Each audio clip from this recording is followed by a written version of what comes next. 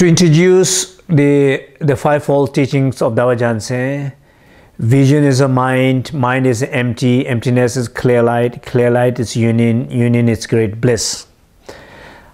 What does this mean? This basically means if your vision, either it's internal or external vision, and particularly those internal visions, like a vision of fear, a vision of fearful pain, fear-related sufferings, fear-related confusions, fear-related angers, and all the stories related to that fear, if you look at those, all are inner visions. You close your eye, it's just in your head.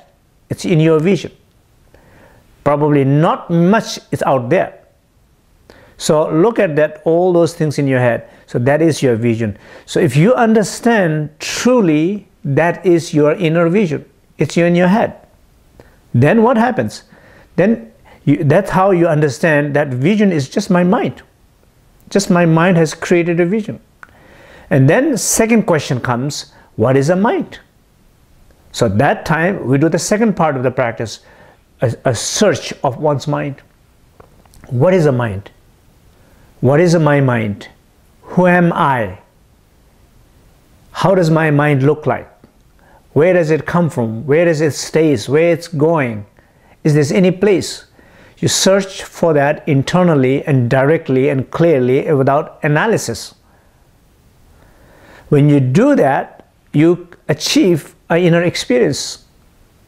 Inner experience that you don't find anything, rather you find inner vastness, inner opening, inner awakening experience you will have.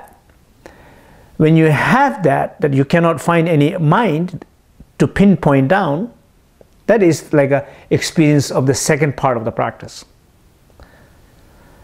So then the question is, okay, I cannot find the mind. Mind is basically it's empty. So what is this that emptiness is about? What is this space is about? What is this nothing is about? What is this boundless is about? So it's not, journey doesn't stop here by not finding your mind. Journey continues. So the third step is to find what is this emptiness. Reason why it's important to ask this question, what is this emptiness, is because many times when people search for mind and not finding anything, they have fell into a nihilist experience. Oh, there's nothing there, so nothing to worry about. One fell into nihilist, denial, and a lack of awareness in practice. So that is why you ask question of what is this emptiness? And that's why it says emptiness is clear light.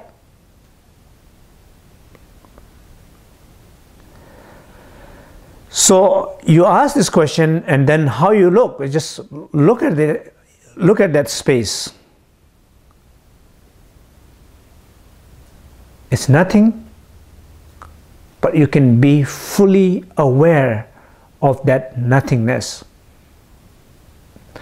You can be fully awakened in that nothingness. You can be fully alive in that nothingness. Like a sun can be cloudlessly shining in the clear sky, in that nothingness. So the sunshine is very important part of the empty space, empty sky. You look in that clear sky, you see the sunshine. You look through that voidness, through that opening, you see the awareness of the mind. That's why it's called the third part. It's called emptiness. It's clear light. So the fourth part, now you're saying, what is then clear light is? I look for the mind, I couldn't find anything. It is totally empty. I look into the emptiness. I don't see anything. I just see a pure awareness. Now, what is that of pure awareness? So that is the fourth question. Clear light is union. That's the kind of answer of the fourth question. Clear light is union basically means there's a two word, clear and light, which both are union. Clear referring to the aspect of emptiness, the light referring to aspect of awareness. Yes, it is empty, but you have to be aware. Yes, you have to be aware, but not lose the connection to the emptiness. That is what it's saying. So clear light is union. Of course, sometimes the word union is used more in the Tantra. In the Gyaltsen, word inseparable is used more. But in the true experience, it doesn't make so much difference for our ordinary sense. Most important thing is that in your experience, when you feel that union and when you feel that inseparable state, that's all what it matters.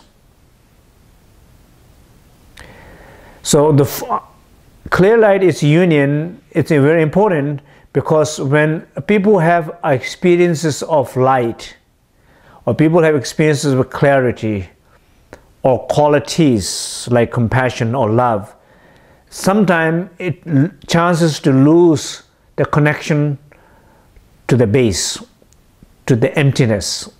That's why the union aspect is very, very important. So if there is a union, then you just rest in that experience. That is the fruition of the fourth part of the practice.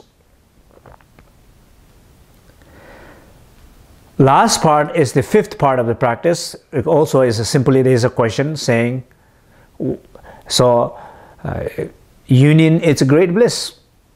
The union of emptiness and clarity, it's a great bliss.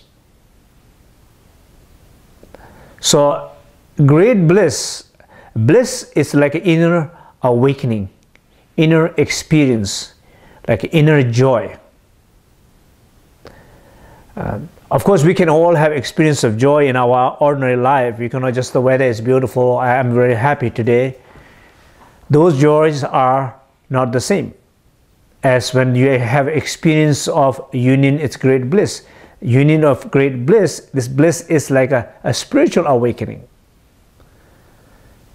Because it is coming from that realization of inner quality, a realization of nature of mind.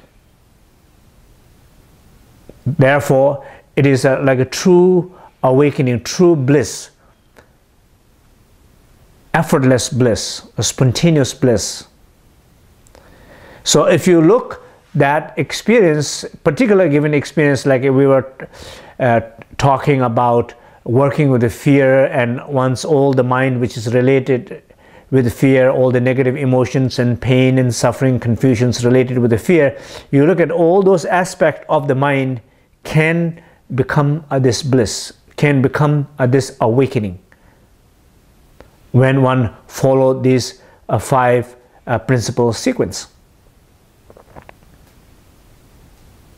So in a simple way to say will be like you're a pain or fear, when you realize that is your vision, that is a vision, and the vision is a mind, and mind is empty, emptiness is clear light is union, then that painful vision can become a great bliss.